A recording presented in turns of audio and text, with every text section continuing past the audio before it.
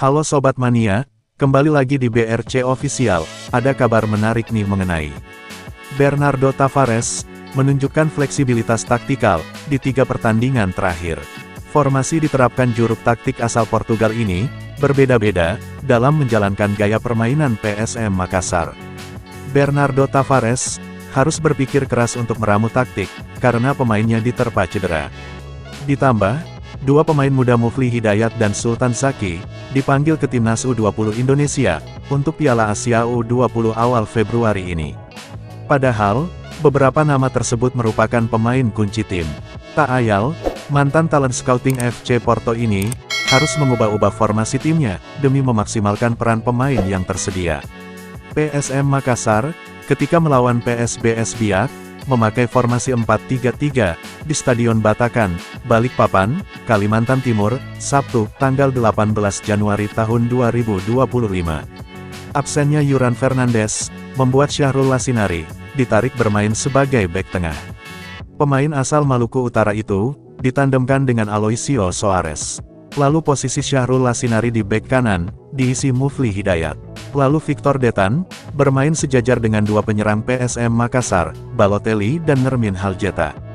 Nermin Haljeta, kali ini bermain sedikit melebar, sedangkan Balotelli, diplot sebagai ujung tombak serangan.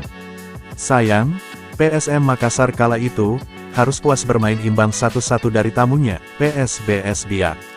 Itu pun, Juku Eja terhindar dari kekalahan berkat gol Balotelli, 1 menit jelang peluit panjang dibunyikan. Selanjutnya, perubahan formasi dilakukan Bernardo Tavares lagi, ketika PSM Makassar menantang Dewa United, di Stadion Pakansari, Bogor, Jawa Barat, Senin, tanggal 27 Januari tahun 2025 sore. Masih absennya Yuran Fernandes, membuat Syahrul Lassinari, tetap ditandemkan dengan Aloisio Soares, di palang pintu pertahanan. Yang berbeda, posisi bek kanan Mufli Hidayat, diisi oleh Rizky Eka Pratama. Selain itu, Nermin Haljeta, ditempatkan sebagai penyerang sayap. Pemain berusia 27 tahun ini pun, dituntut maju mundur, untuk membantu pertahanan dan menyerang. Sedangkan ujung tombak serangan, dipercayakan kepada Balotelli. PSM Makassar pun, menunjukkan efektivitas serangan, meladeni skuad bintang Dewa United. Namun, PSM Makassar harus menerima pil pahit, dengan kekalahan 3-2, di laga tersebut. Terakhir, perubahan kembali dilakukan Bernardo Tavares, saat PSM Makassar bersua Persib Bandung, di Stadion Gelora Bandung Lautan Api, Bandung, Jawa Barat, Sabtu, tanggal 1 Februari tahun 2025 malam. Pelatih berusia 44 tahun ini, bermain dengan formasi 4-4-2. Kali ini, Akbar Tanjung yang berposisi gelandang bertahan, ditarik menjadi bek tengah, untuk diduetkan dengan Aloisio Soares.